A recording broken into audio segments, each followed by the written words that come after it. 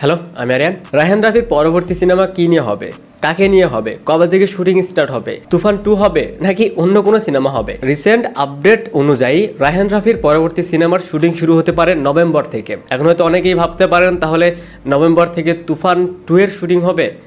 একদমই না। আর আমরা জানি যে তুফান 2 এর শুটিং সম্ভবত এই বছরে হবে না, কজ এই বছরে শাকিব খান আই থিঙ্ক বরবাদ সিনেমার কাজ করবে, আর তুফান 2 রিলিজের সম্ভাবনা হচ্ছে কুরবানি ঈদে। সো 2025-এ রায়হান রাফির সিনেমা রিলিজ পাবে দুইটা, একটা হচ্ছে রোজার ঈদ আর একটা কুরবানি ঈদে। কুরবানি ঈদে তুফান 2, তাহলে রোজার ঈদে যে সিনেমাটা আসতে যাচ্ছে সেইটা কাকে নিয়ে? অনেকদিন ধরেই কিন্তু একটা রিমার্স ছিল, যেহেতু সুরঙ্গতে আফরান নিশো এবং রায়হান রাফির জুটিটা সবাই পছন্দ করেছে, সো সবাই চাচ্ছিল যে রায়হান রাফির সাথে যেন আফরান নিশোর আরেকটা প্রজেক্ট হয়। আর এখন যে আপডেট সেটা অনুযায়ী মনেই হচ্ছে যে রায়হান রাফির পরবর্তী সিনেমাতে দেখা যেতে পারে আফরান নিশোকে। এবং এইখানে কিছু ফ্যাক্ট রয়েছে। প্রথমত, যদি আফরান নিশো রায়হান রাফিকে ছাড়া যদি কোনো সিনেমা করতো এর মাঝে বা সামনের ঈদের জন্য, তাহলে এতদিনে সেই সিনেমার অ্যানাউন্স চলে আসতো। বাট এতদিন পর্যন্ত যেহেতু কোনো অ্যানাউন্স আসেনি, আফরান নিশো হয়তো রায়হান রাফির জন্য ওয়েট করছিল, এবং নভেম্বর থেকে রায়হান রাফির যে সিনেমার শুটিং এর কথা চলছে সেটা হতে পারে আফরান নিশোকে নিয়ে। এবং শোনা যাচ্ছে এই সিনেমাতে কলকাতা থেকে কিছু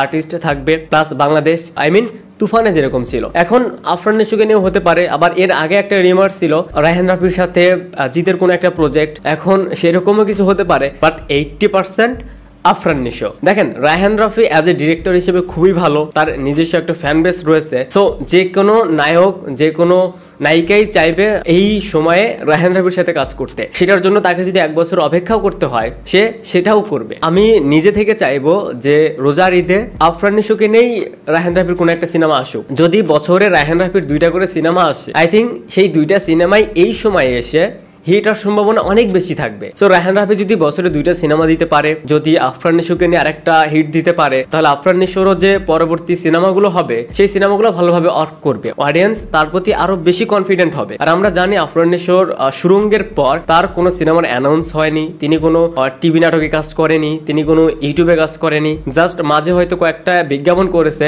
এছাড়া আফরান নিশোকে না নাটকে দেখা গেছে না সিনেমাতে। সো তিনি প্রিপারেশন নিয়েছে ভালো কিছু করার, তিনি অপেক্ষা করেছে রায়হান রাফির জন্য। এখন দেখা যাক, যদিও এটার কোনো অফিসিয়াল অ্যানাউন্স আসেনি। আর যদি তুফান 2 এর কথা বলি, এটার জন্য অনেক সময় রয়েছে। এর মাঝে শাকিব খান আরো 2টা সিনেমার কাজ শেষ করেও তুফান 2 এর কাজ করতে পারবে। রিসেন্ট রায়হান রাফির একটা ইন্টারভিউ দেখলাম, সেখানে এটা কনফার্ম করেছে তুফান 2 তো আসবেই। তুফানের স্ক্রিপ্ট বা গল্প নিয়ে অনেকেরই অভিযোগ ছিল, সম্ভবত সেটার কারণেই তুফান 2 এ যেন এরকম কিছু না হয়, এরকম যেন কোনো অভিযোগ না থাকে, যার কারণে এটার গল্প নিয়ে তারা আরেকটু ভাবছে। তো এই ছিল রায়হান রাফিকে নিয়ে আপডেট। আপনার কাছে কি মনে হয়, রায়হান রাফির এই পরবর্তী সিনেমাতে কাকে দেখা যেতে পারে, নিশো নাকি কলকাতা থেকে কাউকে? আপনাদের কি মনে হয় সেটা অবশ্যই কমেন্টসে জানাবেন। Thanks for watching, by.